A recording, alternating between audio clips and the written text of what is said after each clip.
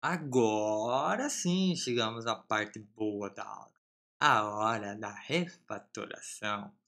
Então nós vamos refatorar aquela nossa solução do Sprime. Então, o nosso código final imperativo do Sprime é esse, né? E como que nós podemos iniciar essa análise para começar a refatoração? Bem simples, ó. Primeira coisa que você deve fazer é verificar quais partes podem ser separadas, pois possuem uma lógica, ou vamos dizer assim, até uma responsabilidade diferente do que a função total, por exemplo, do isPrime, né? A gente consegue ver que o isPrime ele é composto de algumas validações também, né? Então, do par é diferente de 2, você tem a raiz inteira, a raiz quadrada inteira, tá? Isso aí são outras funções também. Por quê? Porque nossa função do isPrime, tá certo que a responsabilidade dela é validar se o número é primo ou não. Porém, nós temos outras lógicas aqui com outras responsabilidades. Para validar se o número é par diferente de 2, para validar se tem a raiz inteira, para validar se tem um divisor, tá? Então vamos pegar esse código e vamos lá para o nosso editor. Qual que é o primeiro passo que nós temos que fazer para refatorar esse código que é imperativo? Primeira coisa que vocês devem fazer é analisar quais pedaços de código podem ser encapsulados em uma função para ser separados dessa função sprime. Por exemplo, nós temos um teste de validação se esse número é par e se ele não é igual a 2, tá certo? Então a primeira coisa que vamos fazer é encapsular esse teste lógico em uma função separada. Tá? Como é que nós faremos isso então? Ó? Vamos chamar essa função de isEven or not zero, tá? Or not true, desculpa, or not true. E nós vamos passar o quê? O none. Você fala, pô, Cícero, mas essa função aí, velho, não existe. Da onde que tá vindo ela? Calma. Ó, vamos criar ela aqui, ó. Um const, tá vendo? isEven or not true. Na verdade, é isEven and not true. Desculpa, tá? And not true. Ok? Então, o que que nós temos nessa função aqui, ó? Vou colocar o is ali só para deixar mais semântico, tá? Is even and isn't not true. Tá, beleza. O que que eu repasso para essa função? Logicamente, o parâmetro num, que é o meu número, e só pegar aqui e colar, então, o meu teste lógico, que eu sempre encapsulo em parênteses. Opa, tá certo? Olha só. Aqui nós temos, então, aquele nosso teste simples. Isso aqui já retorna um booleano true or false, tá bom? E aí, o que nós temos que fazer? Também temos esse outro teste lógico aqui, ó, para retirarmos desse if, que nós podemos chamar de has integer square root, né? E passo, obviamente, o num para ele. Fazemos a mesma coisa, ó. Só criar minha função com const, e depois eu vou explicar muito bem todo esse conceito de immutable data, tá bom? Ó, então esse aqui é o nosso teste. Eu já vou deixar ele assim, ó. Papum. Eita, como assim, Cícero? Você é louco? Não, é só para copiar aqui, ó. Square root igual a o quê? Passo o meu num, né? Tá certo? Eu sempre coloco espaço dentro dos parênteses, só que a próxima aula eu vou mostrar toda essa parte do nosso code style que será utilizado nessas todas as aulas, e é bem focado no estilo funcional. E é óbvio que vamos utilizar pesadamente o ECMAScript 6, tá? Então não vai ter desculpa para ficar usando var, essas coisas aí não, tá certo? Então, ó, bem simples, ó. Então eu tenho esses dois testes aqui que eu separei por função. O que nós podemos fazer aqui então, ó? Vamos rodar um Node refatorado. Tá lá, ó, continua fazendo a mesma coisa, correto? Nós apenas então separamos os dois testezinhos que estavam no nosso if em funções, tá certo? Olha, tá certo? Outra coisa que eu não uso mais, principalmente no back-end, é ponto, vírgula. Só no for, óbvio, né, que tem que usar, tá bom? Então, olha só. Outra função que nós temos que, obviamente, retirar daqui, da nossa sprime, é essa tem o nosso for, né? Essa função basicamente é o quê? É um hasDivisor, está testando se o número tem um divisor ou não, né? Então vamos mudar aqui, ó. Teclado novo é foda, né?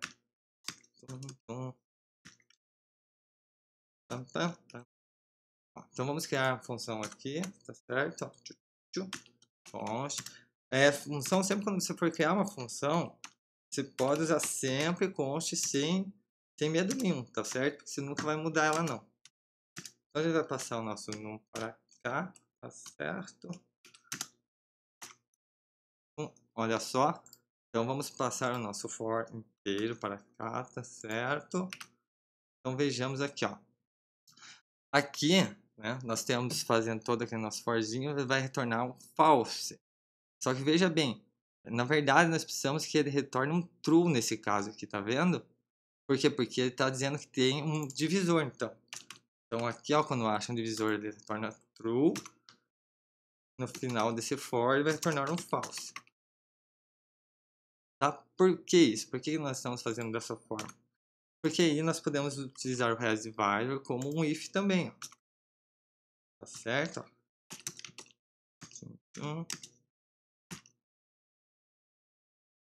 Passamos o num para ele, tá? Então o que acontece? Se tiver um divisor, eu retorno false. Pronto. E aí nós temos o retorno do true aqui, tá certo? Então vamos testar nosso código, se não quebramos nada. Então, olha lá, belezinha. Mesma coisa de antes, está fazendo as mesmas coisas, tá certo? Nós apenas separamos as funções, fazem as validações. E olha só, o que você está percebendo nesse código aqui, ó. Nós temos 3 testes com ifs que retornam o mesmo valor falso. Então, o que nós podemos fazer? Obviamente, podemos agrupá-los. Olha só. Bom. Faço um outro aqui. Nós temos o hasDivisor aqui, ó, certo? Tá? Então, nós vamos usá-los, ó. E exatamente isso é um return false. Se for par e não for o 2, então você vai retornar false. Se não, se for tiver uma raiz quadrada inteira, pode retornar falso, ou se tiver um divisor, você retorna falso. Né? Se não, é um return true ali, bem simples. Então vamos executar nosso códigozinho. Ó, continua a mesma coisa, ó que belezura, tá certo? Então, olha só o que nós podemos fazer. Com a função, com a arrow function, vocês estão percebendo que eu não tenho um return aqui nessas duas primeiras, né? Por quê? Porque ela está retornando algo diretamente. Ela é de uma linha só, como eu chamo online. Então, se eu posso retornar algo em uma linha só, eu tenho esse return implícito, tá certo? A gente pode fazer a mesma coisa nessa função isPrime, como se nós temos um if aqui. Nós podemos utilizar a técnica do if ternário. Perceba aqui comigo, ó. Eu vou retirar primeiramente minhas chaves. Coloquei esse meu teste lógico aqui, tá bom? E aí, o que eu tenho que fazer? Eu só preciso fazer um ifzinho aqui, ternário, que é dessa forma, com a nossa interrogação, tá? E se não, ó, se ele cair alguma coisa, algum teste desse aqui, ele vai retornar false. Se não, ele vai retornar true, correto? Então, ó, se não, true. Olha que beleza aqui, ó. Com isso aqui, nós conseguimos fazer uma função de uma linha só, utilizando ifs, né? Olha aqui, ó, que belezinha. Olha lá, continua a mesma coisa. E com isso, nós modificamos a forma de resolver esse problema, separando cada validação, cada etapa que ele faz, compondo, né, esse comportamento, essa validação maior, com funções separadas, né? Então, nós podemos ver aqui que o comportamento de validação do isPrime é uma composição, entre aspas, de três outras funções de validação, correto? E é óbvio que se nós temos aqui o que, ó, um false e true sendo retornado dessa forma, é óbvio que nós também podemos inverter essa lógica aqui para deixar o código até mais limpo, tá certo? Bom, para inverter essa lógica, nós podemos fazer de duas formas, né? Ou podemos negar cada função que nós estamos testando, tá? Então, olha só.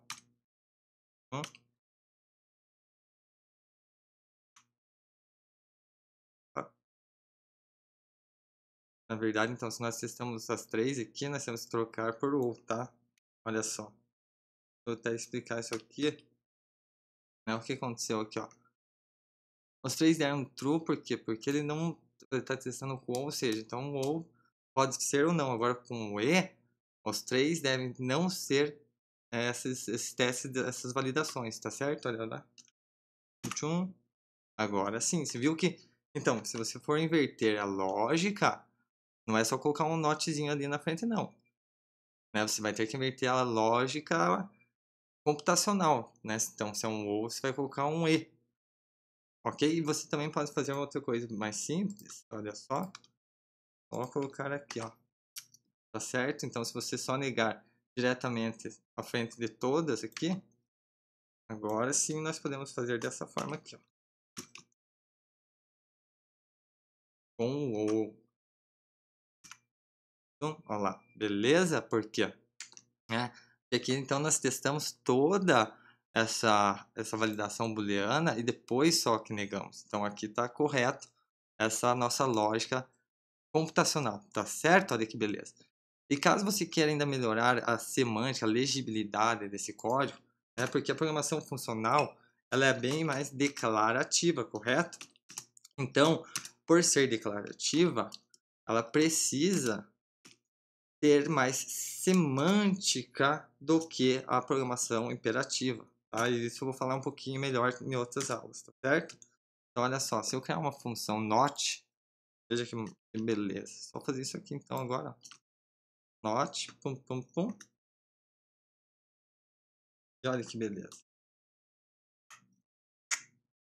Viu que legal? Por que eu fiz essa função not?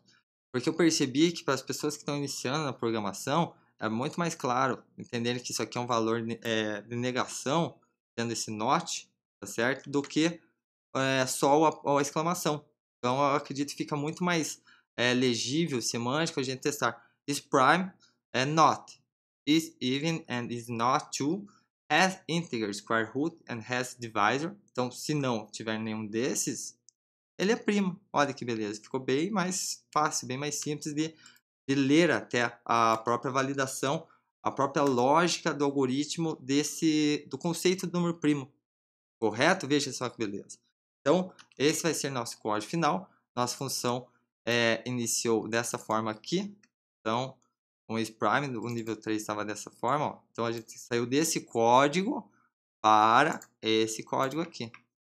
Tudo bem? Pode ter até, ó, vamos dizer assim, tem aqui da 1 até a 20. O nosso tem da 1 até a 20, ó, porque é uma linha só, né? Viu que beleza? E tudo separadinho por funções, tá? Então, depois de vermos essa refatoração bem simples, né, em cima de um exemplo matemático, mas foi por causa da solução do problema, vamos ver um pouquinho ali das teorias utilizadas nessa solução. Semântica. Então, o que significa essa tal de semântica que eu falei anteriormente? Para mim é muitíssimo importante, né, porque ela é o que mostra, né, demonstra, descreve o significado das palavras. Então isso é muitíssimo importante, principalmente para a programação funcional, porque ela é declarativa, certo? Então com isso, para que nós possamos declarar de uma forma mais correta algum conceito, nós precisamos que esse conceito tenha uma semântica, tá certo? Com isso você percebeu que eu não usei o is como prefixo na nossa função do has integer square root, como eu usei na is even and not true, tá? E também nós temos aquela função isInteger, uma função nativa do JavaScript. Então, bem comum nós utilizarmos esse prefixo de is para essas funções de validação, correto? Só que então, por que eu utilizei esse has em vez de is para esse nome dessa função? Assim como eu usei no hasDivisor, tá? Nós temos que ver que não é só passar um nomezinho ali, tipo get ou is alguma coisa, que você vai ter um nome, uma coisa mais semântica, tá? Por quê? Por que que eu usei o has? O has vem do verbo ter. Então, para você ter algo, você precisa existir algo para ter alguma coisa. Então, ó, o ato de ter, né, a ação de ter é o ato de receber ou de passar a possuir alguma coisa. E o vem do verbo ser, o mesmo que acontece, está, existe, subsiste e sucede. Então, essa é os dois conceitos desses dois prefixos que eu usei, que é o is e o has, né? Então, é o e o tem, tá certo? Então, como que a gente inferiu o porquê dos nomes de has, integer, square root e is even and not true, né? A tradução literal de has, integer, square root é tem raiz quadrada inteira. Logo, precisamos de algo para que ele possua essa raiz quadrada inteira. Por isso, eu não posso utilizar o is integer square root, porque não é ele que é essa raiz quadrada inteira. Correto? Então, é porque ele tem esse valor, essa propriedade. Só que na função is, even and not true, realmente nós estamos testando se aquele valor do número ele é o par e não é 2. Tá certo? Então, essa é uma pequena, né, diferença só ali de um prefixozinho, só que para mim faz toda a diferença semântica, tá? Porque a semântica é ali o estudo do que dá a descrição, né? Dá o entendimento desse conceito que nós queremos utilizar. Tá certo? Então, ficou bem claro aí para você essa parte semântica sobre o nome das funções? Só, vou fazer um adendo rapidinho aqui para você ver um, um artigo meu sobre tudo sobre aplicação de semântica no código.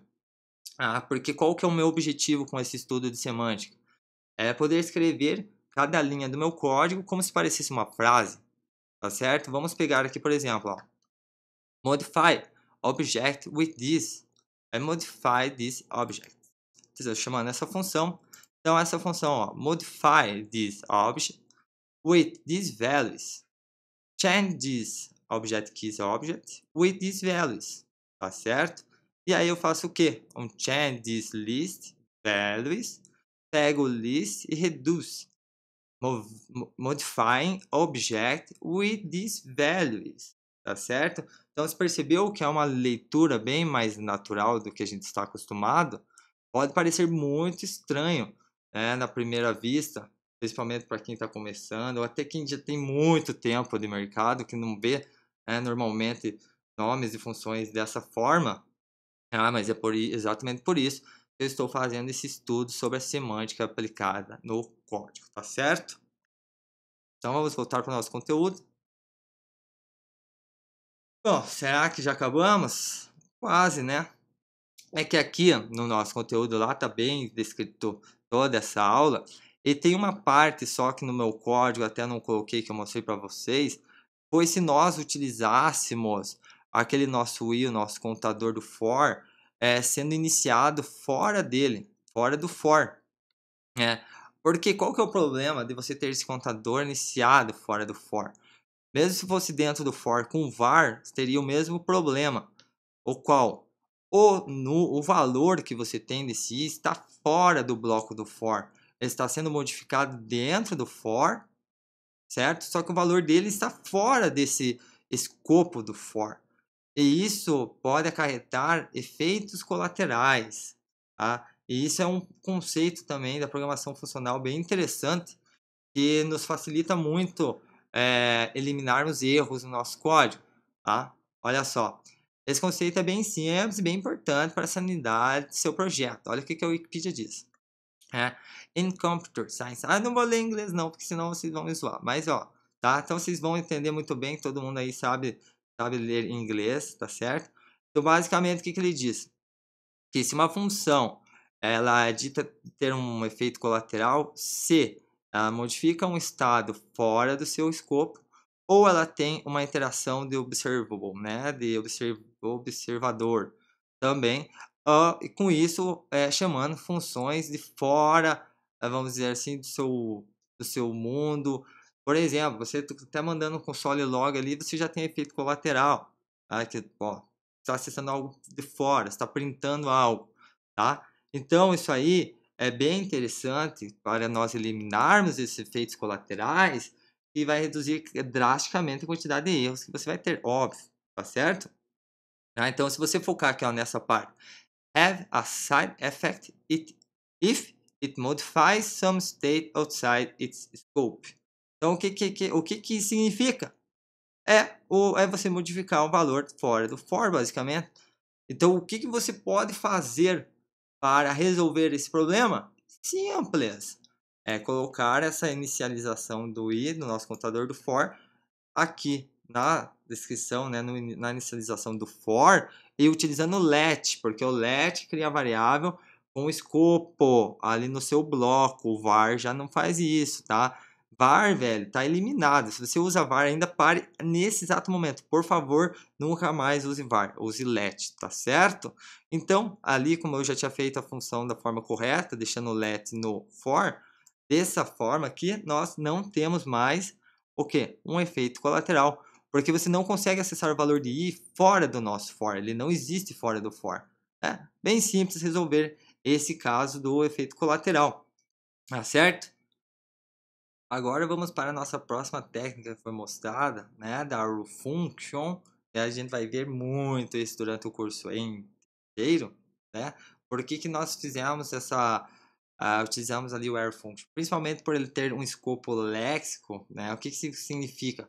Que o this de uma arrow function é de onde ele é criado, e não de onde ele é chamada, como é normalmente do function, né? E também para quê? Para nós termos essa forma mais, eu posso até dizer, de funcional de escrever as funções e também de ter esse return implícito, né? E nós podemos ter uma função que tem apenas uma linha, então nós já podemos retorná-la diretamente, tá certo? E isso nós conseguimos fazer uma função de uma linha com if também, utilizando a técnica do if ternário, né? Lembra ali, ó?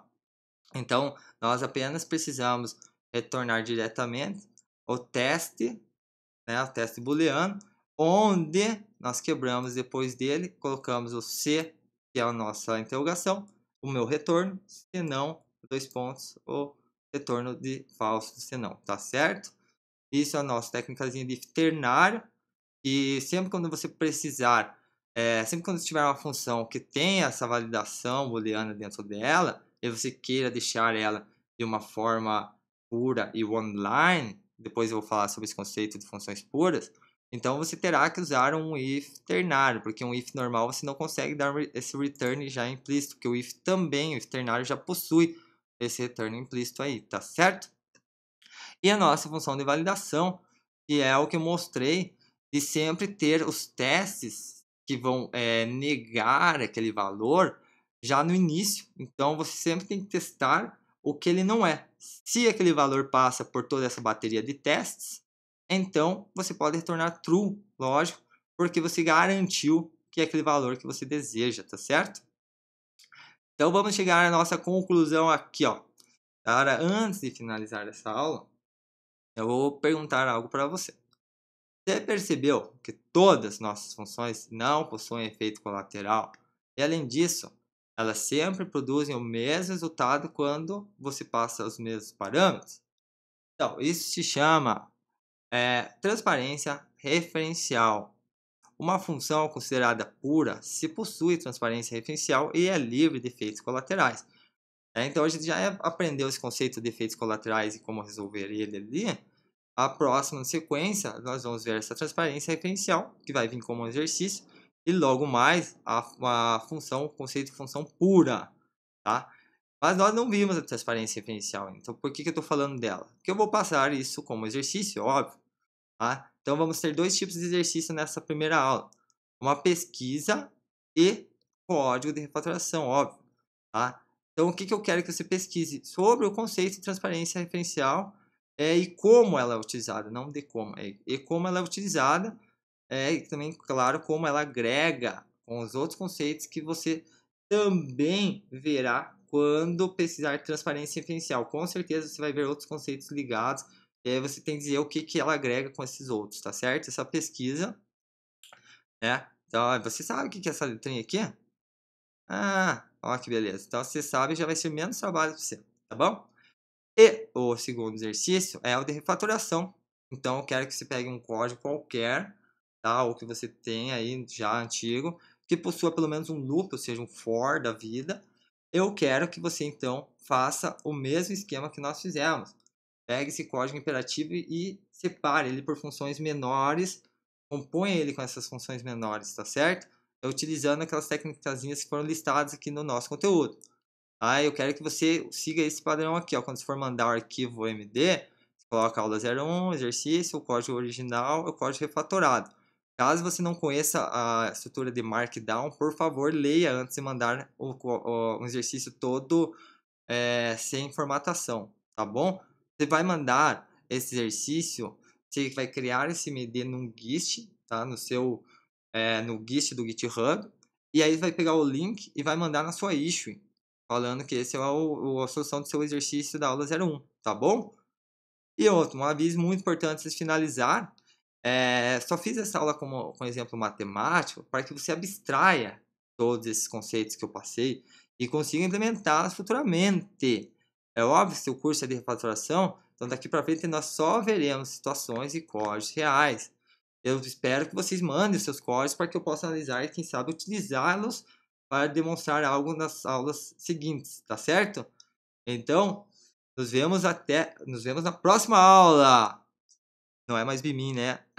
JS funcional!